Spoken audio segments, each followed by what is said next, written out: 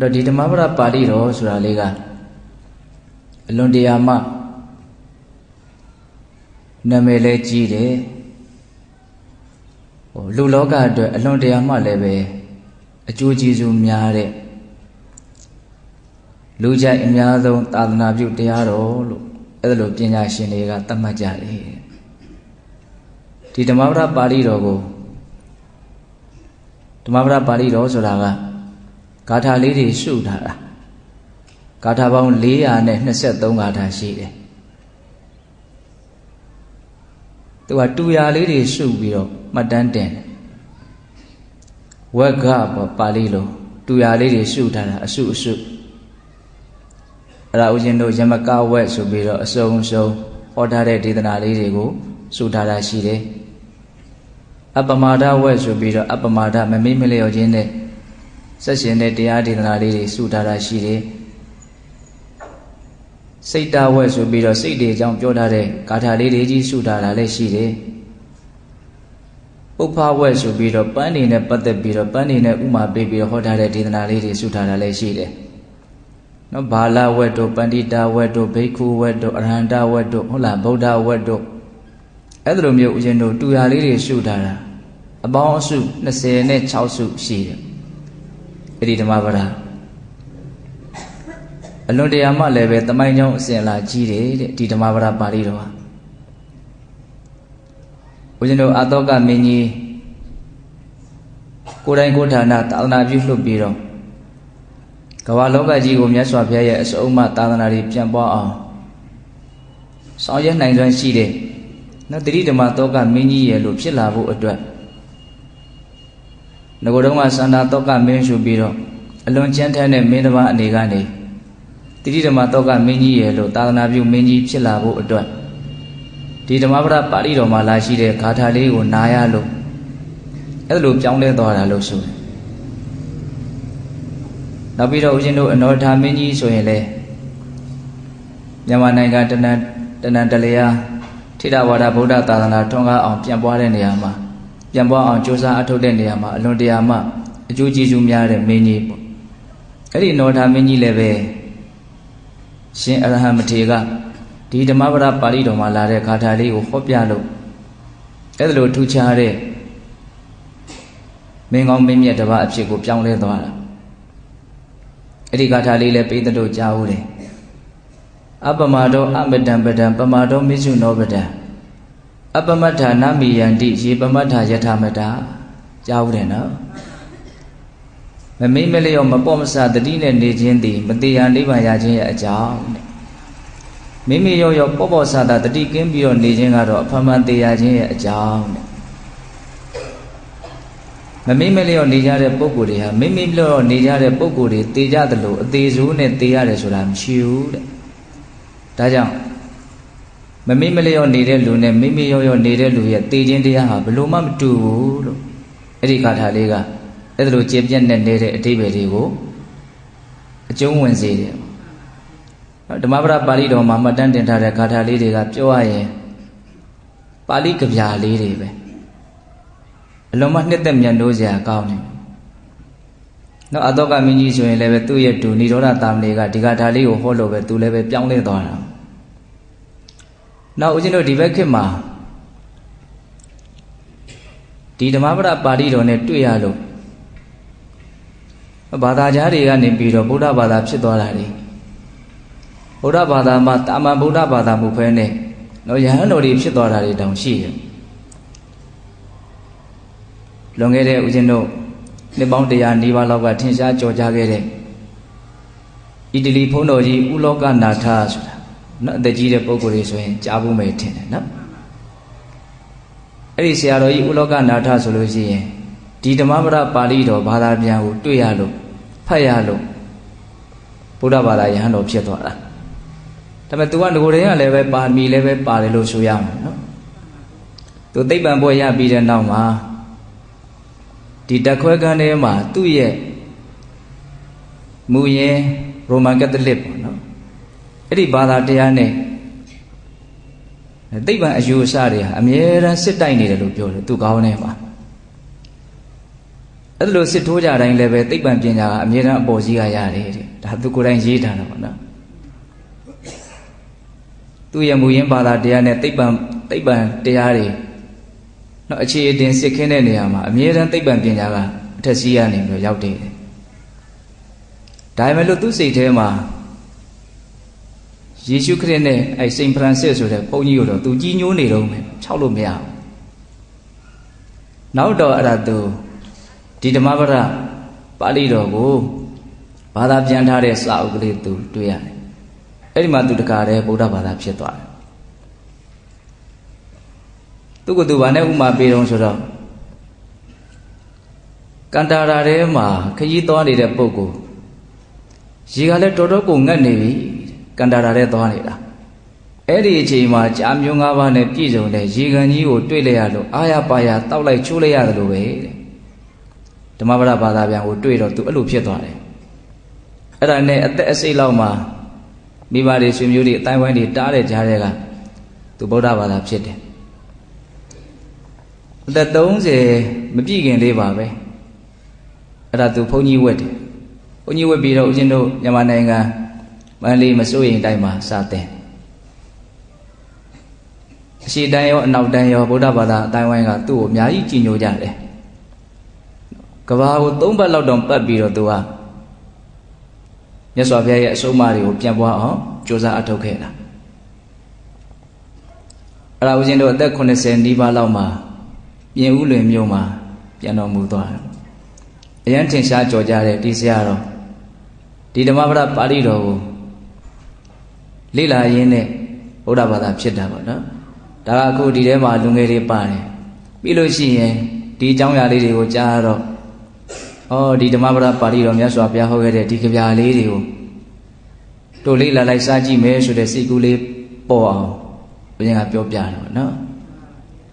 နောက်ပြီးတော့ဦးဇင်းတို့ဒီဓမ္မပဒနဲ့ပတ်သက်ပြီးတော့ထူးခြားတာလေးတစ်ခုပေါ့လေဒီကိုဆရာတော်ဘုရားကြီးအမေရိကရောက်တော့မန်ဆာချူးဆက်ပြည်နယ်ဘော့စတွန်မြို့တဲ့အဲ့ဒီကိုရောက်တော့ခရစ်ယာန်ချက်ကျောင်းတစ်ခုတည်းကိုသူတရားဟောရတယ်တဲ့အဲ့ဒီချက်ကျောင်းရဲ့မုတ်ပေါဝမှာကြေးပြားနဲ့သူတို့အင်္ဂလိပ်ဘာသာရောရိုမန်စကားနဲ့ပါဠိဘာသာပေါ့နော်နှစ်ခုစာထိုးထားတယ်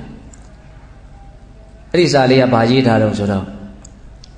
နာဟိဝေဒေနဝေဒာနိတမန္တိရကုဒါစနံအဝေဒေနသတမန္တိဧတဓမ္မောတဏန္တရောဆိုရယ်ဓမ္မပဒပါဠိတော်မှာလာတဲ့ဂါထာလေးဖြစ်နေတယ်အဲ့ဒီဂါထာရဲ့အဓိပ္ပာယ်ကဘာလဲဆိုတော့ယံဆိုတာယံတုံမှုသဖြင့်ဘယ်တော့မှမငြင်းအေးနိုင်ဘူးတဲ့တုံပြန်နေကြသမျှယံဆိုတာဘယ်တော့မှမငြင်းအေးနိုင်ဘူးတဲ့ယံမတုံမှုသဖြင့်သာလေယံနေဟာငြင်းအေးတဲ့သဘောရှိတယ်ဒါဟာတကယ်သဘာဝတရားကြီးပါလို့အဲ့ဒါလို့အဓိပ္ပာယ်ရတယ်အဲ့ဒါနဲ့ဆိုတော့ကြီးကအံ့ဩတာပေါ့နော်မြတ်စွာဘုရားရဲ့အဆုံးအမကိုခရစ်ယာန်ချက်အကြောင်းရဲ့အပေါဝါမှာကြီးပြားနဲ့ရေးထားတာတွေ့ရတာအဲ့ဒါနဲ့ဆရာတော်ကြီးကအဲ့ဒီတရားပွဲမှာအဲ့ဒီဂါထာလေးကိုပဲအခြေချဲ့ပြီးတော့ဟောတယ်အဲ့ဒီခရစ်ယာန်ချက်အကြောင်းပါအကြီးဆုံးဖြစ်တဲ့ဘုန်းကြီးကသူ့ခန်းထဲကနေပြီးတော့ဆရာတော်ကြီးဟောတဲ့တရားကိုနားတယ်တဲ့နားလဲပြီးပြီဆိုတော့ဆရာကြီးနဲ့တွေ့တဲ့အခါကျတော့ဆရာကြီးကမေးတာပေါ့နော်ခရစ်ယာန်ကျောင်းတစ်ကျောင်းဖြစ်ရတဲ့မြတ်စွာဘုရားရဲ့အဆုံးအမကိုဘယ်လိုစိတ်ကူးနဲ့ရေးထားတာတော့ဒီကိုတရားလာဟောခွင့်ပေးတဲ့အတွက်ကြောင့်ကျေးဇူးလည်းတင်တဲ့အကြောင်းအဲ့လိုနေနဲ့စမိဆက်ရဒါကဘယ်လိုအိဗယ်နဲ့ရေးထားတာတော့ဆိုတော့သူ့ဘဝအကြောင်းလေးကိုပြောပြတယ်တဲ့အဲ့ဒီခရစ်ယာန်ဘုန်းကြီးကသူကငကိုယ်တော့အလွန်ဆိုးတယ်မိုက်တယ်လူပေလူတွေတယောက်ပဲတဲ့နောက်တော့ထောင်ကျသွားတယ်အဲ့ဒါထောင်ထဲမှာသူ့လိုပဲထောင်ကျနေတဲ့ဗုဒ္ဓဘာသာအယူအဆရှိတဲ့လူတယောက်နဲ့သူခင်မင်ရင်းနေတယ်အဲ့ဒီလူကသူ့ကိုဓမ္မပဒစာအုပ်လေးတုပ်ပေးတာဘာသာပြန်ထောင်ထဲမှာအဲ့ဒါလေးဖတ်ပြီးတော့သူကအယံသဘောကျတယ်သူလုံးဝပြောင်းလဲသွားတယ်တဲ့ငကိုယ်တော်ဆိုသူအယံရန်လိုတယ်ပေါ့နော်ရန်လိုတဲ့စိတ်တွေဘာမှမရှိတော့ဘဲနဲ့မေတ္တာဓာတ်တွေအများကြီးဖြစ်လာပြီးတော့တော့ဘာသာတရားတော့ပြောင်းမသွားဘူးသို့တော့တစ်ချိန်မှသူခရစ်ယာန်ဘုန်းကြီးဖြစ်တယ်တရားဟောတိုင်းလိုလိုပဲအဲ့ဒီဓမ္မပဒတရားဂါထာလေးတဲ့အဓိပ္ပာယ်ကိုသူယူပြီးတော့ဟောတယ်တဲ့အမြဲတမ်း ပြီးတော့အဲ့ဒီခရိယံဘုန်းကြီးကသူ့ရဲ့အိတ်ထောင်ထဲကနေသူ့ရဲ့အင်ကြီးအိတ်ကတ်ထဲကနေပေါ့စာအုပ်တေးသေးလေးလက်ဝါးလောက်ရှိတဲ့စာအုပ်လေးထုတ်ပြတယ်ဆရာတော်ကြည့်လိုက်တဲ့အခါကျတော့ဘာဖြစ်အောင်ဆိုအဲ့ဓမ္မပဒဘာသာပြန်စာအုပ်လေးဖြစ်နေတယ်စာအုပ်လေးကနွမ်းကြည့်ပြီးတော့အထက်ထက်အခါကကြည့်ထားတယ်ဆိုတာကိုစာအုပ်မြင်တာနဲ့သိတယ်နောက်သူဘယ်လောက်ကြိုက်လဲဆိုတာဒါကဒီဓမ္မပဒပါဠိတော်နဲ့ပတ်သက်ပြီးတော့နည်းနည်းလေးပြောကြည့်တာပေါ့နော်ပထမဦးဆုံးဂါထာဓမ္မပဒပါဠိတော်မှာလာတဲ့ဂါထာဆိုရင်အလွန်တရာမှကောင်းတယ်မနောပုပ္ပင်္ဂမဓမ္မမနောတိဋ္ဌမနောမေယမနတ္တာစီဘလုထေနဘာတတိဝါကရောတိဝါတတောနံဒုက္ခမနွေတိစက္ကံဝဝဟာတောပဒံဟောဒီသဘာဝတရားတွေထဲမှာမနောဆိုတဲ့စိတ်ဆိုတဲ့သဘောတရားဟာခေါင်းဆောင်ဖြစ်တယ်တဲ့သူအကြီးအကဲဆုံးပဲတဲ့သဘောတရားတွေထဲမှာစိတ်ဟာအကြီးအကဲပဲတဲ့သူအစွမ်းတတိအကြီးမားဆုံးပဲပေါ့ဒါကြောင့်ကြမ်းထမ်းတဲ့ရုပ်မာတဲ့အောက်တန်းကြတဲ့စိတ်နဲ့လုံးမယ်ပြောမယ်ဆိုလို့ရှိရင်အဲ့ဒီပုဂ္ဂိုလ်ရဲ့နောက်ကိုဆင်းရဲဒုက္ခတွေဟာအမြဲလိုက်မယ်ဥပမာဝန်ဆောင်နွားလားရဲ့နောက်ကိုသူဆွဲသွားတဲ့လှဲပင်းရာကြီးကအစဉ်လိုက်နေတယ်လို့ပဲတဲ့အမြဲတမ်းစဉ်းစားတဲ့အကောင်းတယ်နော်မကောင်းတဲ့စိတ်မွေးမိလို့ရှိရင်အဲ့ဒီမကောင်းတဲ့စိတ်ရှိရတန်လန်းနဲ့လှုပ်လိုက်တဲ့ပြောလိုက်တဲ့အလုပ်တွေအပြောတွေဟာကောင်းနိုင်စရာမရှိဘူးပေါ့နော်အဲ့လိုဆိုရင်ဒါဟာလဲဆိုရင်ကိုယ်ဒုက္ခကိုရှာတာပေါ့မှတ်သားစရာလွန်ကောင်းပါတယ်အဲ့ဒါလိုပဲမနောပုပ္ပင်္ဂမဓမ္မမနောတိဋ္ဌမနောမေယမနတ္တာစီပတန္တေနဘာတတိဝါကရောတိဝါတတောနံဒုက္ခမနွေတိဆာယဝအနုပါယိနိတဲ့ပုံစံတူကလေးစန့်ကျင်ဘက်ပုံစံတူကလေးဂါထာတစ်ပုဒ်အဲ့ဒါရဲ့အောက်မှာမှတ်တမ်းတင်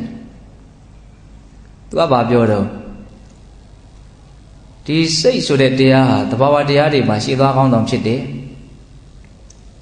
ဒါကြောင့်ကောင်းမြတ်တဲ့စိတ်ကြည်လင်တန်ရှင်းတဲ့စိတ်နဲ့လုံးမဲ့ပြောမယ်ဆိုလို့ရှိရင်အဲ့ဒီပုဂ္ဂိုလ်ရဲ့နောက်ကိုချမ်းသာဒုက္ခတွေကအစဉ်လိုက်လိမ့်မယ်တဲ့ဥပမာမိမိသွားရာနောက်ကိုမိမိရဲ့အရေးဟာအစဉ်လိုက်နေတယ်လို့မျိုးပါပဲတဲ့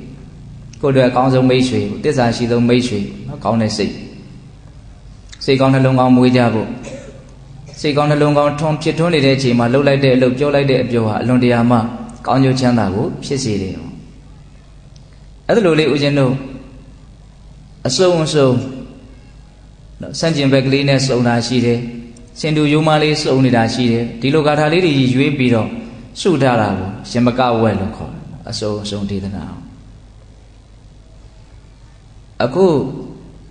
ယောဂီတို့ကိုဦးဇင်းပြောခြင်းနဲ့ပြောမယ်လို့ရွေးချယ်ထားတဲ့အကြောင်းအရာတစ်ခုကမလဝဲဆိုတဲ့နော်အစိပ်အပိုင်းတစ်ခုတည်းကဂါထာတစ်ပုဒ်ကိုပြောခြင်းမလဆိုတာကပါဠိလိုပြောတာနော်ဗမာလိုသူကအညစ်အကြေးလို့အဓိပ္ပာယ်ရမလဆိုတာအညစ်အကြေးဟိုတတိပဋ္ဌာန်ဘာဝနာတရားကိုအထုတ်ကြတယ်ဆိုတာစိတ်ရဲ့အညစ်အကြေးကိုတဖြည်းဖြည်းနဲ့နေပါသွားအောင်စိတ်ကလေးဖြူရှင်တန်ရှင်းသွားအောင်ကြိုးပမ်းကြတာပေါ့ဒါဒီနေ့မှာအညစ်အကြေးဆိုတာစိတ်ရဲ့အညစ်အကြေးကိုရည်ညွှန်းတာ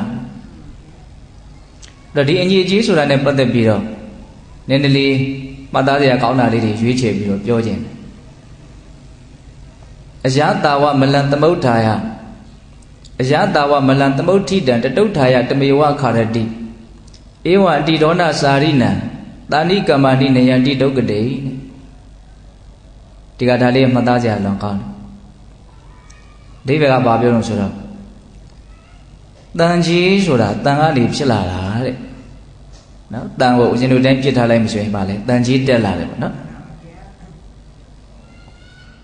အဲ့ဒါလိုဖြစ်ပေါ်လာတဲ့တန်ကြီးကပဲသူဖြစ်ပေါ်ရာတန်ကိုဖြည့်ဆည်းပြစ်တယ်တဲ့စိတ်ဝင်စားတဲ့သဘာဝလေးပါပဲနော်တန်ကဖြစ်လာတဲ့တန်ကြီးဟာတန်ကိုပြန်ပြီးတော့ဖြည့်ဆည်းပြစ်တယ်သူကဖြစ်လာတဲ့အညစ်အကြေးကသူ့ကိုပြန်ပြီးတော့စားပြစ်တယ်ဖြည့်ဆည်းပြစ်တယ်ဒါသဘာဝတရားအဲ့ဒါကိုမြတ်စွာဘုရားဥမာပေးတာအဲ့ဒါလိုပဲတဲ့ဧဝံတိဒေါနစာရိနံအပြစ်ရှိတဲ့အလုပ်တွေကိုလွန်လွန်ကျူးကျူးလုပ်ကြမယ်ပြောကြမယ်တွေးကြံကြမယ်ဆိုလို့ရှိရင်အဲ့ဒါဟာအညစ်အကြေးဖြစ်တယ်စိတ်ရဲ့အညစ်အကြေးဖြစ်တယ်မကောင်းမှုဖြစ်လာပြီဆိုလို့ရှိရင်မကောင်းမှုမိမိတဏ္ဍာမှာဖြစ်လာပြီဆိုရင်အဲ့ဒါမိမိတဏ္ဍာကထွက်လာတဲ့အညစ်အကြေးကြီးပဲပေါ့ဆိုလိုတာကအဲ့ဒီအညစ်အကြေးကလည်းပဲဘယ်သူ့ကိုပြန်ဖြည့်ဆည်းမှာလို့ဆိုတော့ကိုယ့်ကိုပဲပြန်ပြီးတော့ဖြည့်ဆည်းမယ်တဲ့ဘလောက်ထိဖြည့်ဆည်းနိုင်လို့ဆိုရင်တာဏိကမ္မာနိနယံတိဒုက္ကတိ မကောင်းတဲ့ဘဝကိုရောက်သည့်အထိတောင်ဖြစ်စီပြနိုင်တယ်တဲ့နော်ဒီဘဝအရှိတကွဲအကျိုးနဲ့ဖြစ်တာမျိုးဆင်းရဲဒုက္ခမျိုးစုံတွေ့ကြုံရတာမျိုးဒါလောက်တင်မကဘဲနဲ့နော်အလွန်ရှည်လျားလာဆိုတော့ကာလပတ်လုံးဆင်းရဲလာတဲ့ပူလောင်လာတဲ့ပင်ပန်းလာတဲ့ဘဝခန္ဓာတွေကိုရစေပြီးရစေသည့်အထိကြီးကြီးမားမားဖြစ်စီပြနိုင်တယ်ဘယ်ဟာဖြစ်လာတဲ့အညီကြီးကဖြစ်စီတောင်ဆိုကိုယ်ကဖြစ်လာတဲ့အညီကြီးကပဲကိုယ်ကိုဖြစ်စီတာနော်တန်အားဖြစ်လာတဲ့တန်ကြီးဟာတန်ကိုပြန်ပြီးတော့ဖြစ်စီသလိုမျိုးကိုယ်ကဖြစ်လာတဲ့မကောင်းမှုဆိုတဲ့အညီကြီးဟာကိုယ်ပဲပြန်ပြီးတော့ဖြစ်စီတယ်တဲ့ဘလောက်တဘာဝကြတော့နော်ဘယ်အချိန်မဲဒီအကြောင်းအရာလေးတွေကိုဖတ်ရတွေးရနားထောင်ရပြောရရိုးနိုင်တယ်လို့မရှိဘူးနော်သူတော်ကောင်းတရားဆိုတာသစ္စာတရားဖြစ်တယ်နော်သစ္စာဆိုတာသစ္စာဟဝေတာတုတတံရတ္တနာဆိုတဲ့အတိုင်းအမြဲတမ်းချုပ်ငြိမ်တဲ့သဘောရှိတယ်နော်အရသာတကအရသာထဲမှာအကောင်းဆုံးရတာလို့မြတ်စွာဘုရားဟောတယ်ဟုတ်လားဒါကြောင့်စဉ်းစားစရာစဉ်းကျင်စရာကောင်းတယ်အလွယ်တကူလည်းပဲစောင့်ထားမယ်ဆိုရင်စောင့်ထားလို့ရတယ်ဒီအိဗယ်ရှိတဲ့ဒီပါဠိကဗျာလေးတွေကနော်ကိုကဒါကိုအလုံးမြတ်လို့ကြက်မှတ်ထားမယ်ဆိုလို့ရှိရင်အများကြီးတောင်ရနိုင်တယ်သိပြီးတော့မခက်ပါဘူးအဓိကကဒါကိုတန်ဖိုးထားပြီးတော့လိုချင်တဲ့စိတ်ကိုယ်တန်တမှာတည်ချင်တဲ့စိတ်ရှိဖို့ရကမူရင်းပေါ့နော်အဲ့ဒါလိုများကြိုးစားအထုတ်မယ်ဆိုလို့ရှိရင်အမှတ်ရလို့ရွတ်ဆိုတိုင်းနော်ကိုယ်ကိုမြင်မာတဲ့အတွေးအမြင်တွေနော်လမ်းကြောင်းတွေကိုအများကြီးတဲ့ပေးနိုင်တဲ့လမ်းညွှန်ချက်တွေမဖြစ်နိုင်ဘူးလားဖြစ်နိုင်တယ်နော်အဲ့တော့ဒီမှာဦးဇင်းတို့ဓမ္မပဒပါဠိတော်မှာလာတဲ့ဒီဂါထာလေးတွေရဲ့နော်ဒီပြင်စိတ်ဝင်စားစရာကောင်းတာတစ်ခုရှိသေးတယ်အဲ့ဒါဘာလဲဆိုတော့ဒီဂါထာလေးတွေကိုမြတ်စွာဘုရားဟောတဲ့အခါမှာသူကအကြောင်းမဲ့ဟောတာမဟုတ်ဟောเสียအကြောင်းဖြစ်လာလို့အဲ့ဒီဖြစ်ရတဲ့အဝင်ဝင်ချဖြစ်မဲ့အကြောင်းအရာကိုမြတ်စွာဘုရားဟောပြတာဒါမြတ်စွာဘုရားမှပဲဖန်တီးနိုင်မယ်လို့ဆိုကြပါစို့အခုဒီအဓိပ္ပာယ်ရှိတဲ့ဂါထာလေးကိုမြတ်စွာဘုရားဘာကြောင့်ဟောတာတော့နော်တန်ခါဖြစ်လာတဲ့တန်ကြီးဟာတန်ကိုပဲပြန်ပြီးတော့ဖြည့်ဆည်းတယ်လို့ကိုကဖြစ်လာတဲ့မကောင်းမှုဟာကိုယ်ပဲပြန်ပြီးတော့ဆင်းရဲစေတယ်ဆိုတာဘာကြောင့်မြတ်စွာဘုရားဒီဂါထာလေးကိုဟောရတာတော့ဟောရခြင်းရဲ့အကြောင်းဏိဒံဝတ္ထုဆိုတာလေးရှိတယ်အဲ့ဒါလေးတွေနဲ့ဆက်ပြီးတော့မှတ်သားမှသူကပိုးပြီးတော့အဓိပ္ပာယ်ကပိုးပြီးတော့လေးနဲ့သွားတဲ့သဘောရှိတယ်ဒါကြောင့်ဒီဓမ္မပဒဂါထာလေးတွေကိုခြေခံပြီးတော့ဓမ္မပဒအဋ္ဌကထာဆိုဖွင့်ဆိုတဲ့နေရာမှာကြတော့ဒီဂါထာလေးကိုဘာကြောင့်ဟောရတယ်လဲဆိုတဲ့ဏိဒံဝတ္ထုလေးပါထည့်သွင်းပြီးတော့သူကဖော်ပြတယ်ဒီဂါထာလေးဟောရခြင်းရဲ့အကြောင်းကပိဿပေါင်းတော်တို့အလုံးကြားဖို့ပြီးသားမြတ်စွာဘုရားလက်ထက်ကတိတ္တယဟန်ဆိုတာရှိတယ်ဟုတ်လားတခါတော့သူကရှင်အဝိဇ္ဇတဇသူရလာတယ်မြတ်စွာဘုရားလက်ထက်ကသင်္ကန်းတွေပါလေတခါလဲချုပ်ပြီးတော့လှူတာကရှားတယ်အဝိဇ္ဇတိုင်းဒီတိုင်းလှူလိုက်တာများတယ်အဲ့ဒါကိုယ့်အကိုရှိုးရတယ်ကိုယ့်အကိုချုပ်ရတယ်ပေါ့အဲ့တော့အဲ့ဒီဖြင်စားကခတ်ထူတူ၈တောင်လောက်ရှိတယ်တဲ့အဲ့ဒါလေးရလာတော့သူကသူ့ညီမကိုအပ်ထားတယ်ဒါလေးကိုသိမ့်ထားဆိုတာနောက်သူသင်္ကန်းလိုတဲ့အခါကျတော့အဲ့ဒီသင်္ကန်းကိုသွားပြီးတော့တောင်းတယ်အဲ့ဒီအစတောင်းတော့ညီမဖြစ်တဲ့လူကနော်ကိုယ့်ရဲ့အမောင်မောင်ကြီးဝတ်မဲ့သင်္ကန်းဆိုတော့ကောင်းသိချင်တာဆိုတော့အဲ့ဒီဖြင်စားကငကောကထူးနေတာအကုန်လုံးပြန်ဖြတ်ပြီးတော့ထူထောင်းပြီးတော့ခြီလေးတွေပြန်နှင်ပြီးတော့သေးသေးချာချာပြန်ပြီးတော့ရက်ထားတော့အဝတ်စားကပိုးပြီးတော့ကောင်းတယ်အဲ့ဒါနဲ့အဲ့ဒီအဝတ်ကိုပြတော့ယဟန်တော်ကဒါငါအဝတ်စားမဟုတ်ဘူးငါအထာတော်ကအဝတ်ပိုင်းကထူလဲထူတယ်၈တောင်ပဲရှိတယ်ကိုကတင်းဟာအရန်နူးညံ့နေတယ်၉တောင်တောင်ရှိနေတယ်မဟုတ်ဘူးအဲ့ဒါအဲ့ဒီသင်္ကန်းကိုအဲ့ဒီအဝတ်စားကိုလှုပ်ထားတာမောင်ကြီးတို့အဲ့ဒါတေချာလှုပ်ထားတာအဲ့တော့မှ तू ကယူလာတော့သဘောကျတာပေါ့ဝိဇ္ဇာကိုကင်ကြည့်တော့နုညံ့တော့ဒါလေးကို तू အရန်ကြိုက်နေတာဟုတ်လားကောင်းတာနဲ့တွေ့ရတာလည်းပဲကံကောင်းတယ်လို့တခါတလေပြောလို့မရဘူးဦးဇင်းကအဲ့လိုအတွေးလေးလည်းပေါက်မိတယ်အဲ့ဒါနဲ့ဒီသင်္ကန်းဒီအဝိဇ္ဇာလေးကိုဆိုးယဟန်တွေကိုအကူကြီးတောင်းပြီးတော့ဝိုင်းပြီးတော့ချုပ်ကြတာပေါ့သင်္ကန်းချုပ်ပြီးပြီဆိုတော့အဲ့ဒီနေ့ညသင်္ကန်းလေးကိုခောက်ပြီးတော့မနေ့ကျရင်ဝတ်မယ်သင်္ကန်းလေးကအစားလည်းအရန်နုံညံ့သူစိတ်ထဲမှာရန်သဘောကျတယ်အဲ့ဒါဖြစ်ကျင်တော့အဲ့ဒီနေ့ညတယ်အစာမကြေယောဂဖြစ်ပြီးတော့ညတွင်းချင်းပြန်တော်မူတယ်မိုးလိုက်ရအောင်ကဲဘဝမှာဇရာတွေကတော့အမျိုးမျိုးချကြတာပဲနော်ဘာလုံးမယ်ဘယ်သူမှကံတိကံမအဲ့ဒါကြီးဖြစ်ပါသေးမယ်လို့တော့ပြောလို့မရဘူးမနေ့ကျဒီသင်္ကန်းလေးဝတ်မယ်လို့သူစဉ်းစားတာမိုးလိုက်ရအောင် အဲ့ဒီသင်္ကန်းရဲ့ပေါ်မှာဆွဲလန်းမှုဆိုတာရှိတယ်အဲ့ဒီဆွဲလန်းမှုဟာအညစ်အကြေးပဲဟာအဲ့ဒီအညစ်အကြေးကဘုသူတန်တန်မှာဖြစ်တော့သူတန်တန်မှာဖြစ်နေတာဒါရဟန်းတစ်ပါးအနေနဲ့အများကြီးခက်ညံ့ညံ့လို့တော့ပြောလို့မရဘူးသို့တော်လည်းပဲဒါလေးတွေကပုထုသင်တဘာဝဖြစ်တတ်တယ်ပေါ့နော်အဲ့တော့အဲ့ဒီအညစ်အကြေးကရဟန်းဆိုပြီးတော့လည်းပဲတက်ညာခွင့်ပေးမှာတော့မဟုတ်ဘူးသူဟာသူသဘောသူဆောင်ပြီးတော့သွားမှာပဲလေအဲ့ဒါနဲ့ဘာဖြစ်တုံးဆိုတော့သူဆွဲလန်းရာသင်္ကန်းထဲမှာသွားပြီးတော့ဖြစ်ရတယ်တဲ့ဘာဖြစ်တုံးဆိုတော့တန်းဖြစ်တယ်တဲ့ပေးသလိုကြားဥပါတယ်အဲ့ဒါနောက်နေ့ရောက်တော့သူ့ရဲ့ဒီရုပ်ကလပ်ကိုမီးရှို့ပြီးတော့ကြံရစ်တာဒီသင်္ကန်းလေးကြံရစ်တော့ပိုင်ရှင်မရှိတော့ဘူးဆိုတာတန်ခိကဖြစ်တယ်ပေါ့တန်ဃာတွေအကုန်လုံးဝေဖန်ပိုင်းခြားပြီးတော့ယူရမယ်ပေါ့အဲ့လိုဝေဖန်ပိုင်းခြားပြီးတော့ယူရမယ်ဆိုတော့ဒီတန်းကအော်နေတယ်တဲ့ငါပစ္စည်းကိုရဟန်းတွေကလူနေတယ်လို့အော်နေတယ်တဲ့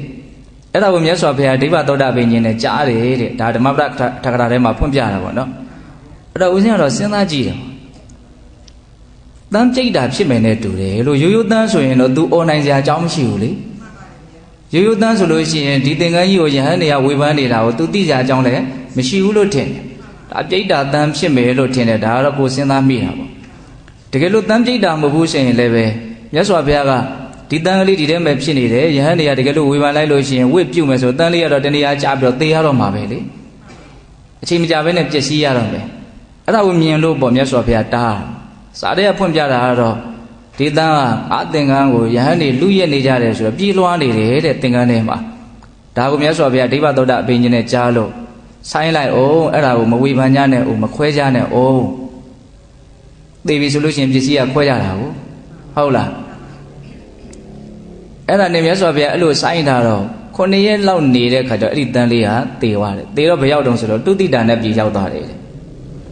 အဲ့ဒီကြတော့မှမြတ်စွာဘုရားဒီသင်္ကန်းကိုဝေဖန်ဝင်ပေးတာအဲ့ဒီမှာဘာကြောင့်9ရက်ဆိုင်းထားရတယ်လို့မေးလို့မြတ်စွာဘုရားကအေးအဲ့ဒီသင်္ကန်းပိုင်ရှင်ယဟန်ကဒီထဲမှာတန်းဖြစ်နေတယ်နော်ဒါကြောင့်မို့လို့ဒီအကြောင်းအရာတွေကိုမြင်လို့9ရက်လောက်ဆိုင်းထားရတာအဲ့ဒီမှာအဲ့ဒီအကြောင်းအရာနဲ့ပတ်သက်ပြီးတော့သောသောဝါဂါထာလေးကိုဟောတာနော်တန်ခါဖြစ်လာတဲ့အညစ်အကြေးဟာတန်ကိုပဲဖြစ်စည်းတယ်အဲ့ဒါလိုပဲမိမိကဖြစ်လာတဲ့မကောင်းတဲ့စိတ်တွေမကောင်းတဲ့အပြောတွေမကောင်းတဲ့အလုပ်တွေဒီအညစ်အကြေးတွေလို့ဆိုတဲ့မကောင်းမှုတရားတွေဟာဖြစ်ပေါ်ရာမိမိကိုပဲပြန်ပြီးတော့ဖျက်ဆီးလိမ့်မယ်ဒုက္ခပေးလိမ့်မယ်ဒီအိဗယ်ရတယ်နော်အယတာဝမလံသမုဋ္ဌာယတတုဋ္ဌာယတမေဝခါရတိဧဝံတိရောဏဇာတိနတာတိကမ္မနိနေယံတိတုတ်ကရေမှတ်သားစရာကောင်းတယ်နော်ဒါလေးကတပုတ်ပြောချင်တာနောက်ထပ်ပြောချင်တဲ့တပုတ်ကမြတ်စွာဘုရားရဲ့နော်ဒေသနာယာမှာအလွန်ကျွမ်းကျင်တော်မူတဲ့နော်တေဂာနီအနေအထားမှာတုံလုံးခြောက်ခြားစရာကောင်းတဲ့အခြေအနေကိုမြင်အောင်ဟောနိုင်တာလေးကိုသဘောကျလို့အဲ့ဒီဂါထာလေးကိုရွေးပြီးတော့ပြောခြင်းနော်ဂါထာကနည်းနည်းခက်တယ်ပြောရတာဒီဂါထာဟောရခြင်းရဲ့အကြောင်းဏ္ဍဝတ္ထုလေးကိုအရင်ပြောကြည့်နော်ဘုရားတို့မြတ်စွာဘုရားလက်ထက်ကဘုရားပွင့်မိကာသအစောပိုင်းလောက်ဖြစ်မယ်လို့ထင်ပါတယ်။တာဝတိမြို့ထဲမှာနွားတက်ပြီးတော့အမဲသားရောင်းပြီးတော့အသက်မွေးဝမ်းကြောင်းပြုတဲ့တက္ကကြီးတယောက်ရှိတယ်။နွားတက်ပြီးဆိုလို့ရှိရင်အမြဲတမ်းအိမ်အတွက်လည်းချက်ပြုတ်တဲ့ပိုးတာကိုရောင်းချပြီးတော့စားတော့တယ်။နွားတွေလည်းမွေးထားတယ်ပေါ့။အဲ့ဒါလို့သူကအချိန်တိုင်းဘဝတစ်လျှောက်လုံးဒီလိုပဲနေလာတာဒီလိုပဲစားတော့လာတာဆိုတော့အမဲသားမပိုင်တမင်မစားနိုင်ကြာတော့စွဲတာပေါ့နော်အဲ့ဒီအစွဲကဒုက္ခပေးမှာဒီအသားမပိုင်မစားနိုင်ဘူးယတတနာလည်းကြောက်ကြကောင်းတယ်အဲ့ဒါနဲ့ဒီနေ့တော့အဲ့ဒီတကာကြီးကအသားတွေအကုန်လုံးရောင်းပြီးတော့သူ့ဘို့ချမ်းထားတဲ့အသားကောင်းကောင်းလေးအဲ့ဒါကိုမိမကိုပေးတယ်ရော့ဒါကိုချက်ငါရေသွားချိုးလိုက်ဦးမယ်ပြန်လာမှစားမယ်ဆိုတော့မိမကိုပေးထားတယ်အဲ့တော့သူရေသွားချိုးနေတော့မှသူ့ရဲ့တငယ်ချင်းကရောက်လာပြီးတော့အိမ်မှာဧည့်သည်ရောက်လာလို့မေသားလေးရောက်မှာအဲ့မိမဖြစ်တဲ့လူကမရောရဲဘူးမေသားတွေကမရှိတော့ဘူးဒီမှာသူစားဖို့ချက်မဲ့စေတန်းလန်းဒါလေးပဲရှိတယ်ဒါတော့မပေးဝင်ဘူးမရောရဲဘူးအဲ့တော့တငယ်ချင်းဖြစ်တဲ့လူကအိမ်မှာဧည့်သည်ကလည်းရောက်နေတာသင်ကောင်းကလည်းမရှိဘူးဆိုတော့ gain ဘယ်လိုပဲဖြစ်နေဒီမိမကတော့ပေးရဲမှာမဟုတ်ငါစွတ်အတင်းပဲငါယူသွားတော့မယ်ဆိုပြီးတော့ ငါတငယ်ချင်းကိုငါပြီးမှကြည့်ပြောမယ်ပေးလိုက်ဆိုတော့တင်းအရမယူသွားတယ်တဲ့အဲ့ဒီအသားကိုနောက်တသမပြန်လာလို့ရေချိုးကပြန်လာလို့ထမင်းစားတော့မကိုင်ထမင်းခူးခဲ့ဆိုတော့ထမင်းပွဲကိုပြင်ပြီးလို့ကြည့်လိုက်တဲ့အခါကျတော့အမေသားဟင်းကမပါ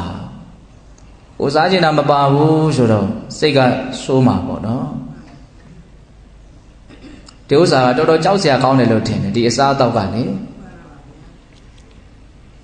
အစားအသောက်နဲ့ပတ်သက်ပြီးတော့ပြောမယ်ဆိုရင်ပြောစရာစကားတွေအများကြီးရှိခဏလေးလို့ဆိုပေမဲ့လို့လည်းပဲစိတ်ကိုအလွန်လွှမ်းမိုးနိုင်စားတဲ့တောက်တဲ့ချိန်ကတကယ်တမ်းကခဏလေးပဲခဏလေးပဲဒါပေမဲ့အဲ့ဒီခဏလေးကစိတ်ကိုအလွန်လွှမ်းမိုးနိုင်တယ်ကိုစားကျင်တာမစားဘူးကိုမစားကျင်တာတွေစားရတယ်ဆိုရင်အလွန်စိတ်ဆင်းရဲတယ်နော်စားကျင်တာစားတော့မယ်ဆိုရင်တော်တော်မြူးနေတယ်ဗောစိတ်ထဲမှာစားတော့လဲတလောက်ကြီးမဟုတ်လာပါဘူးဟုတ်လားအစားအသောက်ရဲ့စိတ်ကိုလွှမ်းမိုးပုံကိုပြောတာနော်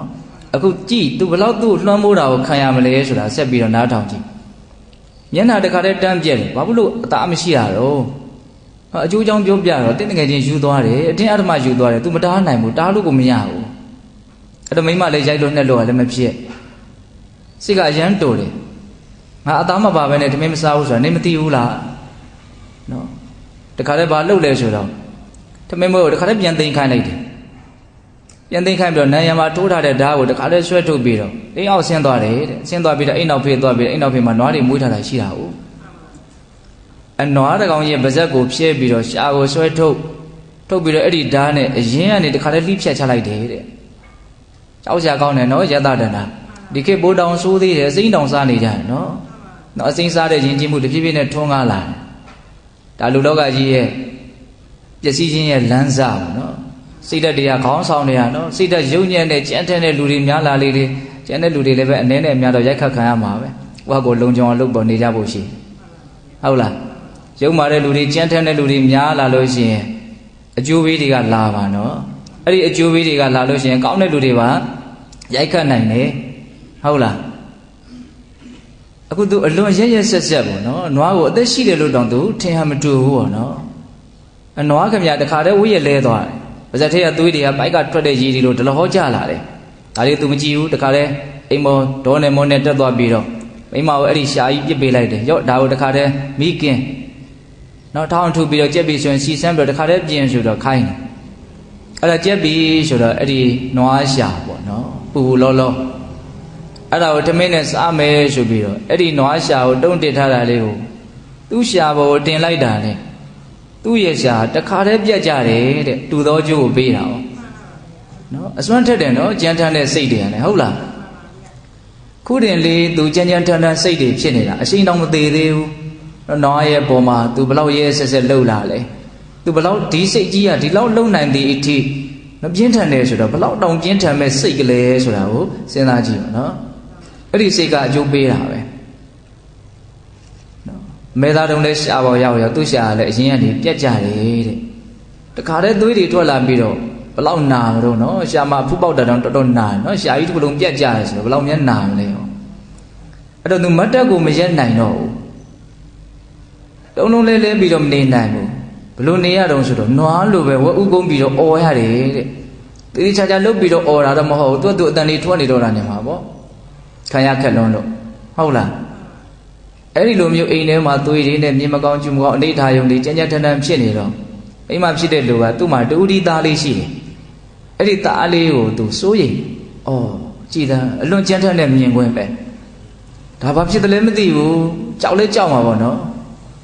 အဲ့ဒါနဲ့ဒကမကြီးကဘာလုပ်တုံးဆိုတော့သူ့သားကိုငါသားမင်းဖေအလွန်ရှုံးပါတယ်မကောင်းတဲ့စိတ်တွေသူ့ကိုကြိုးပေးနေပြီအဲ့ဒါမင်းဒီကိုမြန်ရောက်လာမလားမသိဘူးစိတ်မချဘူးဒါကြောင့်ဒီအိမ်ကနေပြေးလို့ခိုင်းနေတဲ့ကဲလုံမိလို့ကလှုပ်လိုက်တော့နော်အဲ့ဒါနဲ့ဒီသားလေးကမိရဲ့တိုက်တွန်းချက်ကြောင့်တခါတည်းပြေးတယ်ဘယ်ရောက်တော့ဆိုတော့တက္ကသိုလ်ပြည်ရောက်သွားတယ်တဲ့ဒါကစားထဲမှာရေးထားတော့အကျဉ်းမြင့်ရေးပြတာလည်းဖြစ်ချင်းဖြစ်မယ်ပေါ့နော်တော့ဒီဖြစ်ရဆိုကြီးတွေ့ပြီးတဲ့နောက်မှာမအေးကသားကိုတက္ကသိုလ်ပြည်ကိုပညာသင်လွှတ်တာလည်းဖြစ်နိုင်တယ်ပေါ့ဟုတ်လားအတက္ကသိုလ်ပြည်ရောက်တဲ့အခါကျတော့အဲ့ဒီကလေးကဘာလုပ်တော့ဆိုဗရိန်တင်ရွှေဗရိန်တင်တယ် အဲ့ဒါဗရိန်တက်ပြီးဆိုတော့ဗရိန်ဆရာကြီးနဲ့သမီးနဲ့ရပြီးတော့သူကအဲ့ဒီတက္ကသိုလ်ပြည်မှာပဲအခြေချပြီးတော့နေလိုက်ကြတော့တာနောက်တော့သားလေးသမီးတွေမွေးလာတဲ့ခါကျတော့အဲ့ဒီသားသမီးတွေကဖအေးရဲ့ဇာတိဖြစ်တဲ့တာဝတိကိုပြန်ပြီးတော့အိမ်တော်ကြကြဒါတွေရှိတယ်အမေကြီးတွေပါတယ်လည်းအဲ့ဒီမှာရှိတာဟုတ်လားအဲ့ဒါနဲ့သူ့ရဲ့သားသမီးတွေကတာဝတိမှာအခြေချကြတယ်ဖေးကြီးကအဲ့ဒီခုနတုန်းကနွားသားသမားရဲ့သားတော်အသက်ကြီးပြီအဲ့ဒါသူကတော့တက္ကသိုလ်ပြည်မှာပဲကျန်ရစ်တယ်အဲ့တော့နောက်တော့သူသားသမီးတွေကမြတ်စွာဘုရားကိုအယံကြည်ညိုကြတယ်မြတ်စွာဘုရားရဲ့တပည့်တာဝကတွေဖြစ်နေကြတာအဲ့ဒါနဲ့သူ့ရဲ့အဖေကြီးကိုငါတို့ရဲ့အဖေဟာဘုရားမှမသိတရားမှမသိအသက်ကလည်းကြီးလာပြီအိုလာပြီဒါကြောင့်အကောင်းဆုံးကျေးဇူးဆက်တဲ့အနေနဲ့နော်အဖေကိုဟောဒီတာဝတိမြို့ကိုခေါ်ပြီးတော့ထားမယ်ပြီးရင်ရသော်ဘုရားကိုဖူးမြော်စီမယ်တရားတော်ကိုနားစီမယ်ဆိုပြီးတော့အသက်ကြီးကမှသားသမီးတွေကတာဝတိကိုပြန်ခေါ်ကြတာဟုတ်လားအဲ့ဒါနဲ့တာဝတိရောက်ပြီဆိုတော့ရသော်ဘုရားမှုရှိတဲ့တန်ဃာတော်တွေကိုပင့်ပြီးတော့ဆွမ်းကတ်သားသမီးတွေကပြီးတော့မြတ်စွာဘုရားကိုလျှောက်တယ်မြတ်စွာဘုရားတဲ့ဒါမြတ်စွာဘုရားကိုတပည့်တော်တို့ရဲ့အဖေအသက်ရှင်စဉ်မှာအဖေကိုရည်ရွယ်ပြီးတော့လှူတဲ့ဇီဝဘတ်နော်မိဘတွေမသေးခင်မှာမိဘတွေအတွက်သေပြီးမှရည်စူးပြီးတော့လှုပ်တာတဲ့မသေးခင်လှုပ်တာပိုကောင်းတယ်လို့ဆိုနိုင်တယ်။သူအာယုံပြုလို့ကောင်းရတာဟုတ်။ဒါအဖေအတွက်ရည်ရွယ်ပြီးတော့အဖေအတွက်လှူပေးတာပါ။ဒါမြတ်စွာဘုရားဆုံးဖုံးပေးပြီးပြီဆိုတော့မြတ်စွာဘုရားကိုအဖေအတွက်အနုမောဒနာတရားဟောပေးပါလို့တောင်းပန်လို့အဲ့ဒါမြတ်စွာဘုရားကအဲ့ဒီတကာကြီးကိုကြည်ပြီးတော့တရားဟောတယ်။ကာထာနဲ့ပုံဟောတယ်။တကာကြီးကအသက်ကကြီးလာပြီ။နော်။တကြီးရွယ်အိုပုဂ္ဂိုလ်တွေအတွက်အလွန်ကောင်းတဲ့ဒေသနာလို့ဆိုနိုင်တယ်ပေါ့။တစ်ဆက်တည်းတွေးမိတာကကျန်တဲ့လူတွေအတွက်လည်းပဲကောင်းမှာပါပဲလို့ဘာဖြစ်လို့ဆိုကျန်တဲ့လူတွေလည်းအိုရအောင်မှာပဲလေ။တကြီးရွယ်အိုကဖြစ်ရမှာပဲလေ။နော်။အဲ့ဒါမြတ်စွာဘုရားဘယ်လိုဟောပြလဲဆိုတော့ပန္တုပလာသောဝဒန္တိတိယမပုရိတာစာပိယမပုရိတာပိစတေဥပဋ္ဌိတာဩယောဂမုခေသတိဋ္ဌတိပါထိယံပိစတိနဝိဇ္ဇတိတဲ့ပထမဂါထာလေးအဓိပ္ပာယ်ဘာပြောလို့ဆိုတော့တကားကြီးတဲ့ဒါနိယခုအခါမှာတွန်တင်သည်ပန္တုပလာသောဝကြွေရတော့မဲ့တိရွက်ဝါလေးလို့အတိဖြစ်ပြီတဲ့တိရွက်လေးရင့်ပြီးတော့ဝါပြီးတော့ခဏနေရင်ကြွေတော့မယ်ကြွေကနီးတိရွက်လေးလို့ဖြစ်နေပြီတဲ့ဟုတ်တယ်တခါလေတစ်ပင်ပေါ်ကြည့်လိုက်လို့ရှိရင်တော့စိနေဆိုဆိုနုနုပြူပြူတိရွက်တွေရှိတယ်လို့တော့အရင်ကအရွက်လေးတွေကြတော့ဘလို့ဖြစ်နေတော့ဝါချင်းချင်းနဲ့ခဏနေရင်ကြွေတော့မယ်ဆိုတာမှန်းလို့ရတယ်နော်ပန္တုပလာတော့ပါတယ်ကြွေကနီးတိရွက်လေးလို့ဖြစ်နေပြီတဲ့တင့်ရဲ့အခြေအနေကယမပုရိတာပိစတေဥပဋ္ဌိတာတေသင်ဤဥပဋ္ဌိတာအနီးမှာယမပုရိတာပိစတေသင်ဤအနီးမှာယမပုရိတာပိစသေမင်းရဲ့တမန်တွေကလည်းပဲဥပဋ္ဌိတာဝမ်းရံပြီးတော့ချမ်းရနေကြပြီတဲ့သေမင်းတမန်တွေကတင်သားမှာဝမ်းရံနေကြပြီတဲ့ကြောက်တောင်ကြောက်เสียကောင်းတယ်နော်ဒီနေရာမှာသေမင်းတမန်ဆိုတာကတင်စားပြီးတော့ပြောတာပါသေခြင်းတရားကိုပြောတာပါတရားတော့မဲ့အရေးအယောင်တွေတွေ့နေရပြီမြင်နေရပြီလို့ပြောတာသေခြင်းရဲ့အရေးအယောင်တွေတင်သားမှာဝိုင်းနေပြီဒါကြည့်လိုက်ရင်သိရင်လေတချို့နော်သေခြင်းရဲ့အရေးအယောင်တွေဝိုင်းနေပြီဩယောဂမုခေသတိဋ္ဌတိပျက်စီးခြင်းရဲ့တကားဝမှာတင်ရောက်နေပြီဟောပြောတဲ့စကားလေးသေချာနားထောင်နော်ဘယ်တကားဝရောက်လဲပျက်စီးခြင်းရဲ့တကားဝတဲ့နော်ပါတိယံပိစတိနဝိဇ္ဇတိအဲ့လိုတမန်တော်ခကြီးကိုတွားရကနီးမှာတင့်အတွက်ရိတ်ခါကလည်းမရှိသေးဘူးတဲ့ခကြီးကတော့တွားရတော့မယ်ဒါပေမဲ့တင့်မှာရိတ်ခါမရှိသေးဘူးတဲ့ဟောစာလေး၄ချောင်းနေပြီမဲ့လို့အလွန်ပေါ်လွင်ထင်ရှားတယ်နော်တခါကြီးတဲ့ခုချိန်မှာသင်ဟာကြွေတော့မဲ့တရွက်လို့ဖြစ်နေပြီသင်မင်းတမန်တွေကလည်းတင်သားမှာဝိုင်းဝိုင်းလဲနေပြီဆိုတော့သင်မဲ့အရေးအယောင်တွေကလည်းအကုန်လုံးတင်သားမှာမြင်နေရတယ်ပေါ့ပျက်စီးခြင်းရဲ့တကားဝမှာရောက်နေပြီပျက်စီးခြင်းရဲ့တကားဝတယ်နော်ဒါပေမဲ့လို့အဲ့ဒီခကြီးကိုသွားတဲ့နေရာမှာအာကိုအာရပြုရမယ်ရိတ်ခါတို့ကလည်းတဲ့မှာမရှိဘူးတဲ့အဲ့ရိတ်ခါတို့ဆိုတာဘာကိုပြောအောင်ဆိုတော့ကုသိုလ်ကောင်းမှုကိုပြောတာနော်ကုသိုလ်ကောင်းမှုကိုပြောတာအဲ့တော့ဒီနေမှာဦးဇင်းတို့ဒီဂါထာလေးတွေကိုငယ်ရွယ်တဲ့လူအရန်ကြီးတေကောင်ပေါင်းလည်းမဖြစ်သေးတဲ့လူတွေလည်းပဲကိုယ့်အကိုကိုင်းကြီးအောင်စဉ်းစားမယ်ဆိုရင်တော့လည်းစဉ်းစားလို့ရတာပဲဒါကကိုတွေးတဲ့တွေးပေါ်မှာမူတည်တာပေါ့နော်မကားတွေဝမင်းကြီးတို့ဆိုလို့ရှိရင်ပိဋကတို့ကြားပါတယ်ဆေးပင်ပြူတပင်ပေါက်လာတာကို တော့ခဏနေရင်သေရတော့မယ်လို့ဆိုသည်အထိသူ့စိတ်ထဲမှာထင်မှတ်တာသေမဲ့အရေးအကြောင်းတွေးလိုက်တာနဲ့မနေနိုင်မထိုင်နိုင်ဖြစ်တယ်ပေါ့ဒါပေမဲ့တော်တော်နဲ့တော့သေသေးတာတော့မဟုတ်ဘူးနော်တော်တော်နဲ့မသေးသေးပေမဲ့လို့သေရမှာတော့လည်းပဲအသေးချာပဲပေါ့တော်တော်နဲ့မကြွေသေးပေမဲ့လို့လည်းကြွေရမှာတော့အသေးချာပဲပေါ့ဟောအဲ့ဒီလိုနီးနဲ့ကိုယ့်အတွက်အဝင်ဝင်ညာဖြစ်အောင်တွေးမယ်ဆိုရင်လည်းတွေးလို့တော့ရတယ်ပေါ့နော်ပြီးတော့မြတ်စွာဘုရားဘယ်လိုဆက်ပြီးတော့တိုက်တွန်းတော့ဒုတိယဂါထာသောကရောဟိဒီပမတနောခိပ္ပံဝါယမပန္တိတောဘဝနိဒန္တမလောအနေကနောဒိဗ္ဗအရိယဘူမိဥပေဟိတိတဲ့သောကရောဟိဒီပမတနောသောတွန်ထိုးသင်သည်အတနောမိမိရဲ့ဒီပံအာကိုရာဒီဟုသောကျွန်းကိုကရောဟိပြုလောတဲ့စောစောကစကားလေးနဲ့ဆက်ဆက်ပြီးတော့တွေးရမှာနော်တခါကြီးအသင်ရဲ့အခြေအနေကကြွေတော့မဲ့တည့်ရွက်လိုဖြစ်နေပြီသိမဲ့အရေးရောင်တွေကလည်းအကုန်လုံးဝိုင်းဝိုင်းလင်းနေတယ်အပြည့်စည်းခြင်းရဲ့တကားဝမှာတင်ရောက်နေပြီဒါပေမဲ့တင့်အတွက်အားကိုးရာရိတ်ခါကလည်းမရှိဘူးတဲ့ဒါကြောင့်မြတ်စွာဘုရားဘယ်လိုဆက်ပြီးတော့တိုက်တွန်းတော့ကိုယ့်အတွက်အားကိုးအားရပြုရမယ်ကျွန်းကိုပြုပါတဲ့ကျွန်းဆိုတာကပင်လေတဲ့သမုဒ္ဒရာထဲမှာရှိတဲ့ကျွန်းဒါကိုရည်ရွယ်တာနော်ထောက်ရတီရအားကိုးအားရပြုရာကိုဖော်ညွှန်းတာပေါ့နော်ပင်လေထဲမှာတင်ပေါ်ပြက်လို့လှေမောင်းလို့တော့လက်ပြကူပြီးတော့သွားရင်းနဲ့ကျွန်းလေးပေါ်ရောက်သွားတယ်ဆိုအော်တော်သေးဟဲ့မသေးဘူးဟဲ့အာကိုအာရာပြုရတယ်ပေါ့နော်အဲ့ဒါလိုပဲကိုယ့်ရဲ့ဘဝမှာကိုယ့်အတွက်မှီခိုရာကျွန်းကိုကိုယ်တိုင်လုပ်ရမယ်တဲ့ကျွန်းကိုတီးဆောက်ပါလို့ပြောတာ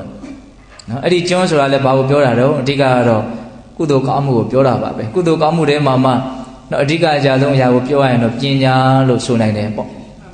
့နော်မဲ့ဉာဏ်ပူဉာဏ်တို့လိုမျိုးနိဗ္ဗာန်ချမ်းသာကိုသိနိုင်မြင်နိုင်သည့်အထိအစဉ်အတန်းအလွန်မြင်မာတဲ့ဉာဏ်ကိုရခဲ့မယ်ဆိုရင်တော့ဘယ်တော့မှမပျက်စီးနိုင်တဲ့ကျွန်းပေါ်ကိုရောက်သွားတယ်လို့ဆိုနိုင်တယ်ပေါ့အာကိုအာရာအပြုအပ်ဆုံးကျွန်းပေါ့နော်အဲ့ဒါကိုဘယ်လိုဆက်ပြီးတော့မြတ်စွာဘုရားတိုက်တွန်းတော့ဆိုတော့ခိပ္ပံဝါယမပန္တိတောဘဝခိပ္ပံမြန်မြန်ဝါယမအားထုတ်လိုက်ပါတဲ့ပန္တိတောဉာဏ်ရှိသည့်ဘဝဖြစ်ပါတဲ့ဟောမြန်မြန်ဆန်ဆန်အားထုတ်ပြီးတော့အသိဉာဏ်ရှိတဲ့လူတစ်ယောက်ဖြစ်အောင်လုပ်လိုက်ပါလို့ပြောတာနော်ဒါကတော့ဒကာဓမ္မတို့ဦးဇင်းတို့အခုလုပ်နေတဲ့လုပ်ငန်းနဲ့တော့အဝင်ဝင်ကြမယ်နော်မြန်မြန်ဆန်ဆန်စူးစမ်းပြီးတော့ကိုယ့်ကိုယ်မှန်မှန်ကန်ကန်သိတဲ့လူတစ်ယောက်ဖြစ်အောင်လုပ်လိုက်ပါလို့ပြောတာနော်ဒီစကားကအများကြီးအခြေချက်မရှိချက်လို့မရဘူးလားရတယ်နိဒန္တမလောအနင်္ဂနောတဲ့နိဒန္တမလောတဲ့နော်အညစ်အကြေးတွေကိုဖယ်ထုတ်ပြီးတော့အနင်္ဂနောအညစ်အကြေးကင်းသည်ဖြစ်၍ဒိဗ္ဗံအရိယဘူမိဥပိဟိတိအရိယဘူမိအရိယာတို့သာနဲ့ရောက်ရဖြစ်သောဒိဗ္ဗံသုဒ္ဓဝါဒ၅ဘုံလို့ဆိုတဲ့မြင့်မြတ်တဲ့ဗြဟ္မပြည်ကိုဥပိဟိတိသင်ကပ်ရလိမ့်မယ်ရောက်ရလိမ့်မယ်တဲ့ဒါကသူအနာဂံဖြစ်အောင်ဟောတာမြတ်စွာဘုရားသူ့နော်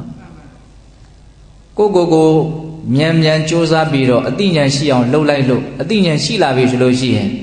မကောင်းမှုတွေကိုဖယ်ခွာနိုင်လိမ့်မယ်အဲ့လိုဆိုလို့ရှိရင်မကောင်းမှုဆိုတဲ့အညီအကြီးကင်းလိမ့်မယ်အညီအကြီးကင်းလို့ရှိရင်သင်ဟာဖြူရှင်တဲ့တန်ရှင်းတဲ့ပုဂ္ဂိုလ်တွေရောက်ရဘုံလို့ဆိုတဲ့နော်သုဒ္ဓဝါဒ၅ဘုံဆိုတာရှိတယ်မြမပြည်မှာဟုတ်လားသူကအရိယပုဂ္ဂိုလ်တွေရောက်ရတဲ့ဘုံဌာနအဲ့ဒီကိုရောက်လိမ့်မယ်လို့မြတ်စွာဘုရားသူ့ဟောတာ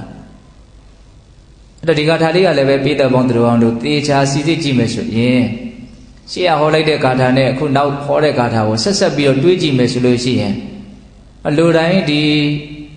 ီတုံ့6ချားပေါ်ရာအခြေအနေကိုရင်ဆိုင်ကြရမှာဖြတ်တန်းကြမှာအဲ့ဒါကိုကိုကကြိုတင်နားလည်ပြီးတော့စောသီးတွေကစပြီးတော့အစဉ်ပြေအောင်ဘလို့စီမံထားမလဲဆိုတာရဲ့အဖြေကိုဒီထဲမှာတွေ့ရတယ်ပေါ့ဟုတ်လားအသေးရလေးတည်းရလို့ကျွေးရတော့မဲ့အနေအထားဆိုတာကယောက်ျားအောင်ပါပဲလေနော်သေမဲ့အရေးရောင်သေမင်းရဲ့တမန်တွေဝိုင်းဝိုင်းလင်းနေတာကိုလည်းကြုံကြရအောင်ပါပဲလေပျက်စီးခြင်းရဲ့တကားဝကိုလည်းဒကာဓမ္မတို့ဦးဇင်းတို့လည်းစိုက်ရောက်ကြရအောင်ပါပဲဟုတ်လားအဲ့ဒီချိန်မှာကိုယ့်အတွက်အားကိုးရာရိတ်ခါမပါဘူးဆိုရင်တော့ဒါအရန်ကိုပဲတုံလို့6ချရကောင်းတဲ့အနေအထားတစ်ခုဖြစ်မယ်ပေါ့နော်အဲ့ဒီလိုမျိုးမဖြစ်အောင်ကိုယ့်အတွက်အားကိုးအားရာကျွန်းကိုလောက်ရမယ်အားကိုးရှာရမယ်ပေါ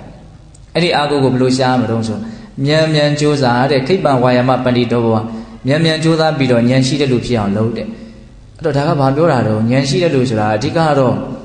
ကိုယ်ဘဝကိုယ်ခန္ဓာရဲ့မတည်မြဲတဲ့အိဋ္ဌသဘောကောင်းမွန်တဲ့သဘောမဟုတ်ဘူးလို့ဆိုတဲ့ဒုက္ခသဘောအနှစ်သာရကင်းမဲ့တဲ့ဆိုတဲ့အနတ္တသဘောအခြေခံအဖြစ်ဒီယုံ nant ရဲ့လက္ခဏာရေး၃ပါးကိုသိတဲ့မြင်တဲ့ဉာဏ်ကိုဒီနေရာမှာပညာရှိတယ်ဒီဉာဏ်ရှိရင်ပညာရှိတယ်လို့အဓိကနားလည်ရမှာပေါ့ဒါကိုရင်းချအောင်ပွားများလို့မဲ့အစဉ်ဖို့အစဉ်ရောက်ခဲ့မယ်ဆိုတော့ဒါကတော့အတိုင်းထက်အလွန်ဉာဏ်ပညာရှိတဲ့ပုဂ္ဂိုလ်ဖြစ်သွားရောသူကတော့စိတ်ချရတယ်ပေါ့နော် တော့မြန်မြန်ကြိုးစားပြီးတော့ဉာဏ်ရှိသူဖြစ်အောင်လုပ်ပါဆိုတာလေးကနော်အများကြီးပြောစရာတွေရှိရနော်ဉာဏ်ရှိသူဖြစ်ဖို့အတွက်နေနေကိုယ်ကိုယ်လှုပ်လို့မပြောဘူးနော်သူကခိတ်ပံဝါယမမြန်မြန်ကြိုးစားလို့ပြောတယ်ဒါကအဲ့ဒီတကားကြီးကမကြခင်မှာပဲပျက်စီးတော့မဲ့အနေအထားကြောင့်မို့လို့မြတ်စွာဘုရားမြန်မြန်လို့ပြောတာလို့ထင်မဲ့ဆိုရင်ထင်ကောင်းစရာရှိတယ်ဒါပေမဲ့အဲ့လိုတော့ပြောလို့တော့မရအားလုံးအတွက်လည်းပဲမြတ်စွာဘုရားမြန်မြန်လို့ပဲဟောတာများတယ်နော်ဘာဖြစ်လို့လဲဆိုတော့နော်အခွင့်အရေးကဘယ်ချိန်ပျက်စီးမယ်ဆိုတာဘယ်သူမှမသိနိုင်လို့တော့ငယ်တဲ့လူကိုလည်းမြတ်စွာဘုရားနှိမ့်နှိမ့်လို့တော့မပြောဟုတ်လားမြန်မြန်ပဲပြောတယ်နော်အခုလောဆယ်ဦးဇင်းတို့နာဂသုတ်တံဆိုတာကိုဟောပြနေတယ်အဲ့ဒီထဲမှာမရောက်ဘူးတဲ့ရက်ဒေတာကိုရောက်အောင်သွားရမယ်ဆိုတဲ့အင်္ဂါရက်တစ်ခုပါတယ်အဲ့ဒါမရောက်ဘူးတဲ့ရက်ဒေတာဆိုတာဘာလဲနိဗ္ဗာန်ချမ်းသာကိုပြောတာတဲ့အဲ့ဒီမရောက်ဘူးတဲ့ရက်ဒေတာကိုရောက်အောင်သွားရမယ်ဆိုတဲ့နေရာမှာဘယ်ပုံဘယ်နည်းသွားမလဲဆိုတော့မြတ်စွာဘုရားအဲ့ဒီထဲမှာတန်ခိတ်ပင်ညီဝကန္တာဟောတိမြန်မြန်သွားရမယ်လို့ခိတ်ပင်ညီဝ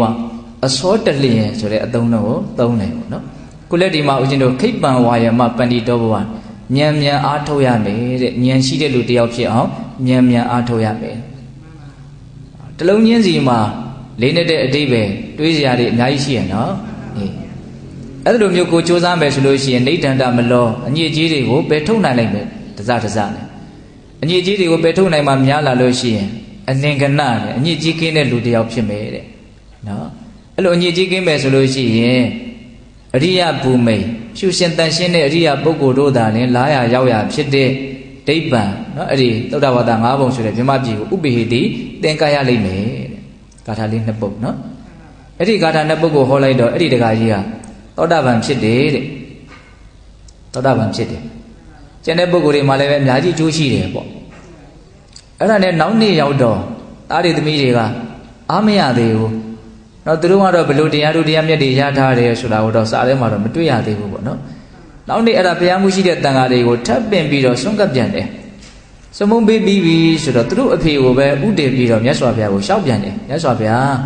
ဒါတပည့်တော်တို့ရဲ့ဖခင်ကြီးကိုရည်ရွယ်ပြီးတော့ဆွန့်ကပ်တာပါဒါစမုံပေးပြီးပြီဆိုတော့အဖေအတွက်တရားဟောပေးပါဦးလို့ထပ်ပြီးတော့ခိုင်းတယ်အလွန်လိမ်မာတဲ့ဉာဏ်ရှိကြတဲ့သားသမီးတွေလို့ဆိုရမယ်နော်အဲ့ဒါနဲ့မြတ်စွာဘုရားကထပ်ပြီးတော့ဂါထာနှစ်ပုဒ်ထပ်ဟောတယ်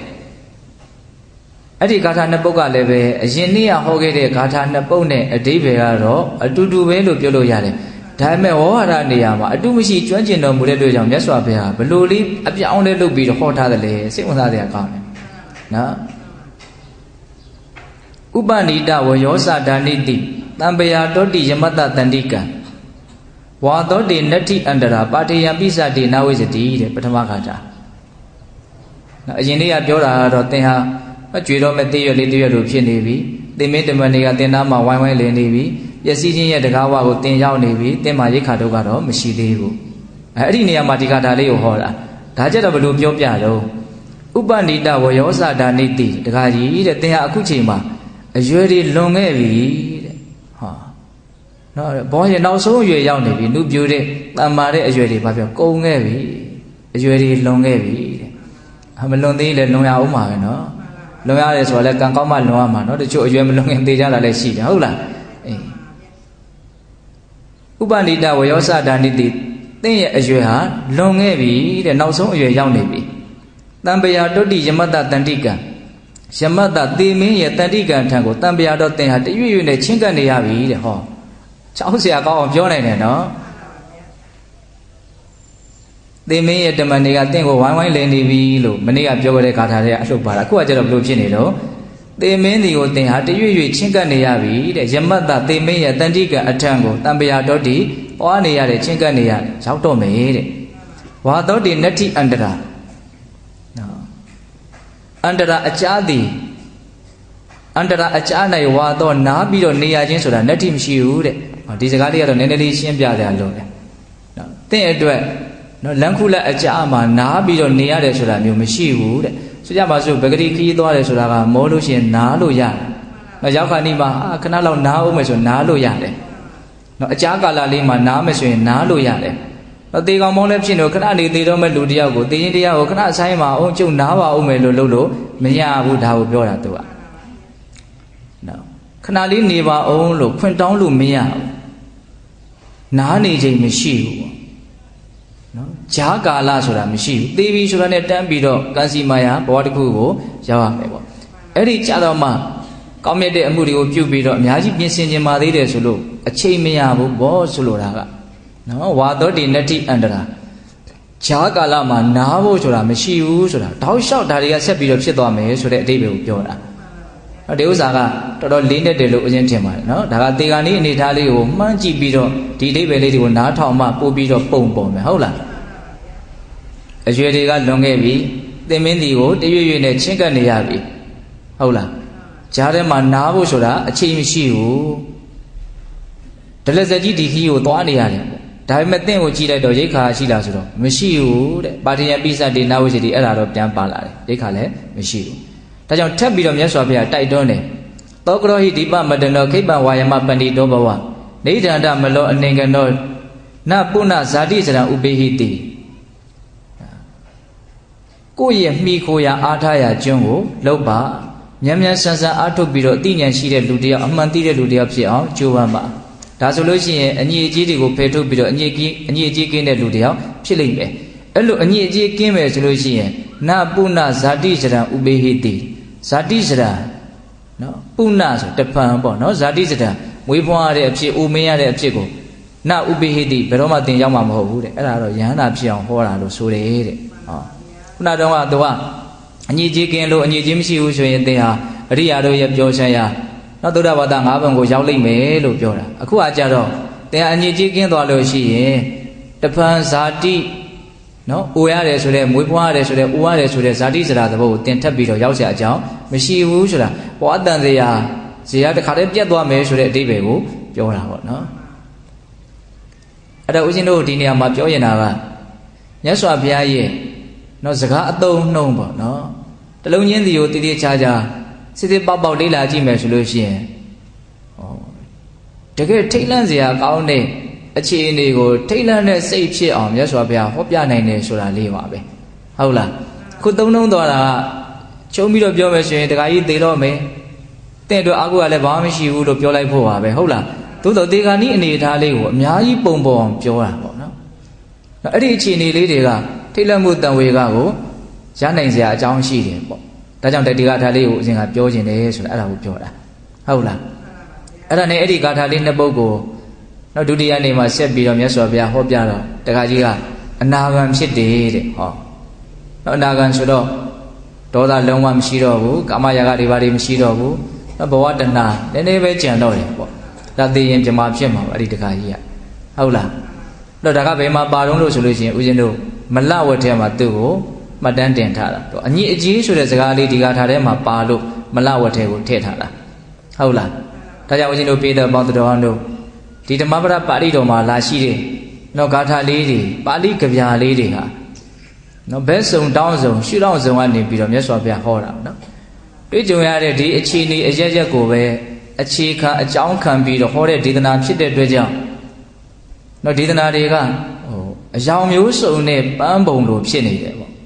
့အယောင်မျိုးစုံအနတ်မျိုးစုံနော်ဟောတော့သူကအခြေခံအကြောင်းတရားမတူညီတာတွေကိုပဲအခြေခံပြီးတော့ဟောတဲ့ဒေသနာဖြစ်လို့ပေါ့ဟုတ်လားနောက်စောစောတုန်းကဟောတဲ့ဒေသနာနဲ့ခုဟောတဲ့ဒေသနာနဲ့အဓိပ္ပာယ်ချင်းတူလားမတူနော်တန်ခါဖြစ်လာတဲ့တန်ကြီးဟာတန်ကိုပဲပြန်ပြီးတော့ဖြည့်ဆည်းတယ်လို့ကိုယ်ကဖြစ်လာတဲ့မကောင်းမှုကကိုယ်ပဲပြန်ပြီးတော့ဒုက္ခပေးတယ်ဒါဖြစ်ရတဲ့အဝံကုန်ကြဖြစ်အောင်ဟောတာပေါ့နော်အခုကကြတော့တေဂာနီအနေထားကိုရောက်နေတဲ့အသက်အရွယ်ကြီးရင်းတဲ့ပုဂ္ဂိုလ်ကိုဟောတဲ့ဒေသနာဖြစ်တဲ့အတွက်ကြောင့်နော်အခြေအနေဆိုကခဏနေရင်တွေ့တော့မယ်ဘာမှပြင်ဆင်ထားတာလည်းမရှိဘူးဒါကြောင့်မြန်မြန်စူးစမ်းလိုက်ဒါသူ့အတွက်လိုအပ်တဲ့ထိရောက်တဲ့အရာကိုပြောထားတယ်လို့မဆိုနိုင်ဘူးလားဆိုနိုင်တယ်ဒါကအသက်ကြီးတဲ့လူတွေအတွက်လို့တည်းအသေးပြောလို့တော့လည်းမရဘူးလို့အရင်ထင်တယ်နော်အောင်ဆိုငယ်တဲ့လူတွေကကြိုးပြီးတော့တိထားမယ်ဆိုရင်ပိုတောင်းကောင်းသေးတယ်ဟောတော့ဒီအခြေအနေဆိုကြီးကကိုလည်းပဲရောက်အောင်ပါပဲလေဟုတ်လားစောတော်စီတွေကပို့ပြီးတော့တိထားတယ်ဆိုလို့ရှိရင်ဒါပို့ပြီးတော့ကိုယ့်အတွက်နော်အခွင့်အရေးပို့ပြီးတော့ရှိတာပေါ့နော်အဲ့တော့ဒီနေ့ဘာဘူးလို့ဦးဇင်းကဒီဓမ္မပဒဂါထာလေးတွေကိုပြောခြင်းစိတ်ပေါက်ရတော့ဆိုတော့ဓမ္မပဒဂါထာလေးတွေကိုဦးဇင်းတို့ကိုယ်၌ကလည်းပဲအများကြီးသဘောကျတယ်ပေါ့ဒါကြောင့်မလို့ခက်ငယ်ငယ်တုန်းကစပြီးတော့ဒီဓမ္မပဒဂါထာတွေကိုအများကြီးအလွတ်ရအောင်ကြက်ဖူးတယ်ပေါ့ဒီပြင်စားတဲ့ဒီဓမ္မပဒဂါထာတွေကိုပို့ပြီးတော့စိတ်ထဲကနှစ်သက်တယ်ပေါ့အဲ့ဒါ နေ့လေတုန်းကစာအုပ်တုပ်ကိုဖတ်လိုက်တော့အဲ့ဒီဓမ္မပဒအကြောင်းတွေကိုရေးထားတယ်ရေးထားတော့အော်တော်တော်အစင်လာကြီးတဲ့ဒီဓမ္မပဒဂါထာတွေပါလားလို့အဲ့တော့ဒီတရားအထုတ်ကြတဲ့နောက်တရားဓမ္မတွေထဲမှာငယ်ရွယ်တဲ့လူတွေပါတယ်နော်အဲ့တော့အဲ့ဒီလူတွေအတွက်နည်းနည်းဟောခြင်းစိတ်ပေါက်သွားတယ်ပေါ့ဒါလေးတွေကိုဆက်ပြီးတော့လေ့လာစေချင်တာနော်အဲ့ဒီဓမ္မပဒနဲ့ပတ်သက်ပြီးတော့ဦးဇင်းတို့ဟိုဘာသာတွေအသီးသီးပြန်ထားတာတွေရှိတယ်အများကြီးပြန်တာကဘာမှာအများကြီးပြန့်တယ်ပေါ့ဒီကျမ်းစာလေးอ่ะတယောက်ဆိုလို့ရှိရင်ဘယ်လိုပြောတာတော့ဆိုရင်ဘယ်အချိန်မှာပဲဖြစ်ဖြစ်ဒီစာအုပ်လေးတေးသေးလေးတော့ဘာမှစီစီဝေးဟောထားတာလည်းမဟုတ်တူတူလေးတွေကြီးပဲဒါပေမဲ့ဘယ်အချိန်ပဲဖြစ်ဖြစ်လှမ်းကြည့်လိုက်ဒီစာအုပ်ကိုမျက်စိရှိရောက်နေတဲ့အပိုက်ကိုဖတ်လိုက်ဘာလို့မရွေးချယ်ပဲနဲ့တွေ့တဲ့အပိုက်ကိုဖတ်လိုက်ရင်ကိုပဲကိုယ့်အတွက်ဟိုရှုထောင့်တစ်မျိုးမျိုးကနေပြီးတော့နော်အသိဉာဏ်ကိုရသေးတာတော့၎င်းငြိမ်းအေးမှုကိုရသေးတာတော့၎င်းဟုတ်လားအကျက်တည်မင်္ဂလာရှိဖို့တော့၎င်းကောင်းတာတစ်ခုခုတော့ तू ကပေးကိုပေးမယ်အဲ့ဒါကိုပြောတာအဲ့ဒါကိုကတကယ်လို့အစအဆုံးစနစ်တကျလေ့လာမယ်ဆိုရင်ဘယ်ဟာလေးကတော့ငါနဲ့အရန်တိုက်ဆိုင်တယ်ဒါလေးကတော့ကောင်းလိုက်တာအဲ့လိုမျိုးဖြစ်မယ်ဆိုရင်ဒါကိုအရကျက်ပြီးတော့မြန်စောင့်ထားမယ်ဆိုရင်အများကြီးကျိုးရှိနိုင်တယ်ပေါ့နော်တခါတလေဦးစင်းကစဉ်းစားတာပေါ့နော်တချို့ရွတ်ကြတာဖတ်ကြတာတွေဝါသနာပါတာရှိအဲ့ဒါတွေမကောင်းဘူးလို့မဆိုလိုပါဘူးတချို့ရွတ်နေကြတာတွေကနားမလည်ပဲနဲ့ရွတ်နေကြတာတွေရှိတယ်နော်တချို့ကြတော့လည်းပဲအစီဝါဖြစ်တယ်ဘေးကင်းတယ်ရန်ကင်းတယ်ဆိုတဲ့မျှော်မှန်းချက်လေးနဲ့ကြိုးကြတာကောင်းပါတယ်ကောင်းတဲ့အလုပ်ပါပဲဟုတ်လားသို့တော့ဒီလိုအနှစ်အသားရှိတာလေးတွေကိုရအောင်ကြည့်ပြီးတော့စဉ်းစားဆင်ခြင်ဖို့ရွတ်ကြပဲဖတ်ကြမယ်ဆိုရင်ဒါကပို့ပြီးတော့အဓိပ္ပာယ်ရှိမယ်လို့ထင်တယ်ပေါ့နော်အချိန်ကုန်ရတာချင်းအတူတူဒါကပို့ပြီးတော့တန်ဖိုးပိုကြီးမယ်လို့ထင်တယ်ပေါ့ဟုတ်လားဟောဆိုတော့ဒါနားလေပြီးတော့မှကြိုက်ပြီးတော့မှရွတ်မှာဟုတ်လားဦးဇင်းတို့နိဒာနဝကတန်ယုတ်ပါဠိတော်ထဲမှာနဲ့တူပါရဲ့ဝိဇ္ဇာပစ္စယသင်္ခါရပစ္စယဝိညာဏအစရှိတဲ့ပြိဿသမုပ္ပါဒေသနာတော်ပေးတယ်လို့သိရနော်အဲ့ဒါကိုမြတ်စွာဘုရားကယဟန်တော်တစ်ပါးကရွတ်နေတာအဲ့ဒီဟာကိုရွတ်တာရွတ်တော့မြတ်စွာဘုရားချီးမွမ်းတာဟုတ်တယ်တဲ့ရွတ်ချင်လို့ရှိရင်အဲ့ဒါမျိုးရွတ်ရတယ်ပေါ့ဒါအလွန်အကျိုးစီးပွားနဲ့ဆက်ရှင်တယ်ပေါ့ပြိဿသမုပ္ပါဘာလို့မြတ်စွာဘုရားအဲ့ဒါကိုရွတ်ခိုင်းတယ်လဲရွတ်ဆိုရင်းနဲ့လေးနဲ့တဲ့အဓိပ္ပာယ်တွေကိုနားလည်ပြီးတော့ဘဝတန်တရားကလွတ်မြောက်တဲ့အထိကောင်းကျိုးချမ်းသာကိုရသွားစေနိုင်လို့ဒါမြတ်စွာဘုရားအဲ့ဒီထဲမှာတိုက်တွန်းထားတဲ့နောက်အခြေအနေကိုအကဲခတ်ရတာကဘေးရန်ကင်းဖို့ဆိုတဲ့ရည်ရွယ်ချက်လောက်နဲ့စီးပွားဖြစ်ထွန်းဖို့ဆိုတဲ့ရည်ရွယ်ချက်လောက်နဲ့ရွတ်ခိုင်းတာတော့လုံးဝမဟုတ်ဘူးဟုတ်လားဘဝရဲ့အကြောင်းခန္ဓာရဲ့အကြောင်းကိုမှန်မှန်ကန်ကန်နားလည်ပြီးတော့ဒီဆင်းရဲလာတဲ့အနေအထားကနေပြီးလွတ်မြောက်ဖို့ဆိုတဲ့ရည်မှန်းချက်နဲ့နာလည်းရွတ်ခိုင်းတာပဲဟုတ်တယ်မဟုတ်လားအဲ့တော့အဲ့ဒီပရိစ္ဆေသမုပ္ပါဒေသနာတွေဆိုတော့ရတဲ့လူများပါတယ်နော်အခုဒီဂါထာလေးတွေကြတော့တစ်မျိုးတစ်ပါလားနော်ထူးခြားတဲ့သဘောစမ်းကြည့်တဲ့သဘောတချို့ကကြတော့လည်းပဲအနုပညာဆန်းဆန်းလှလှပပလေးပြောတာလေးတွေလည်းရှိတယ်ဘက်စုံတောင်းစုံကတော်တော်စိတ်ဝင်စားတယ်ကောင်းတယ်ပေါ့နော်အဲ့တော့ဒီဓမ္မပဒပါဠိတော်နဲ့ပတ်သက်ပြီးတော့အဲ့လိုလေးတွေနော်ပြောခြင်းလို့လည်းပဲဒီဂါထာလေးတွေကိုပြောဖြစ်တယ်ပေါ့နော်အဲ့တော့ဦးဇင်းတို့ပြောရင်းနဲ့တဏှာကြီးပြည်တော်မယ်နော်အဲ့ဒီကနေ့ပြောလိုက်တဲ့အကြောင်းအရာကဘာတော့ဓမ္မပဒပါဠိတော်မှာလာရှိတဲ့ဂါထာလေးတွေအထူးသဖြင့်မလဝက်မှာလာရှိတဲ့ဂါထာ၅ဘုတ်တောင်ဦးဇင်းပြောလိုက်တယ်ဟုတ်လားအသက်ကြီးတဲ့ဒကာကြီးတွေဒကာမကြီးတွေအတွက်နောက်ပိုင်းလို့ပြောလို့ရတယ်ဟုတ်လားတန်ခါဖြစ်လာတဲ့တန်ကြီးဟာတန်ကိုပဲပြန်ပြီးတော့ဖြည့်ဆည်းတယ်လို့ကိုယ်ကဖြစ်လာတဲ့မကောင်းမှုဟာကိုယ်ပဲပြန်ပြီးတော့ဒုက္ခပေးမယ်ဆိုတာကတော့ကြီးသုံးငယ်တော့နော်မရွေးစဉ်းစားဆင်ခြင်စရာကောင်းတယ်ပေါ့နော်အဲ့တော့ဘာပဲပြောမြတ်စွာဘုရားရဲ့တရားဒေသနာတွေကိုနာရတယ်ကြားရတယ်ဆိုတာအများကြီးစိတ်ကိုအေးချမ်းစေတယ်နော်အတိအမြင်တစ်မျိုးထူးထူးခြားခြားမိမိတန်တန်မှာဖြစ်ပေါ်စေတယ်ဒါကြောင့်တရားအထုတ်နေတဲ့အချိန်မှာလည်းပဲကြိုးကြားတရားဒေသနာတွေကိုနာတာစိတ်ကိုကောင်းမြတ်တဲ့အပြောင်းအလဲတစ်ခုအနေနဲ့လည်းပဲအားအင်တစ်မျိုးဖြစ်စေမယ်လို့ထင်တယ်ဟုတ်လားဒါကြောင့်ပိဿပေါင်းတော်တို့သည်အပမဒဆိုတဲ့တတိယလက်ကင်ထားပြီးတော့မြတ်စွာဘုရားဆုံးမထားတဲ့အဆုံးအမများနဲ့အညီကျင့်ကြံကြိုးကိုအထုတ်ပြီးတော့နောက်ဆုံးမဉ္ဇဉ်ဘုရားမျက်နှိပ်ပံကိုမျက်မှောက်ပြုနိုင်ကြတဲ့သူတော်ကောင်းတွေဖြစ်ကြပါစေလို့ဦးဇင်းတို့ဆန္ဒပြုပြီးတော့ဒီကနေ့ပိဿပေါင်းသူတော်ကောင်းတို့ကြိုးစားအထောက်ကြရသောဒါနသီလသမာဓိပညာကုသိုလ်ကောင်းမှုအစွတ်စွတ်တို့ရဲ့စွမ်းတတ္တိကြောင့်ဘုရားတပည့်တော်တို့သည်မဉ္ဇဉ်ဘုရားမျက်နှိပ်ပံကိုလျင်မြန်ထုတ်ချောက်မျက်မှောက်ပြုပြရစေကုန်သောဟုပတ္တနာအောင်စုပြုကြကုန်ရာတည်း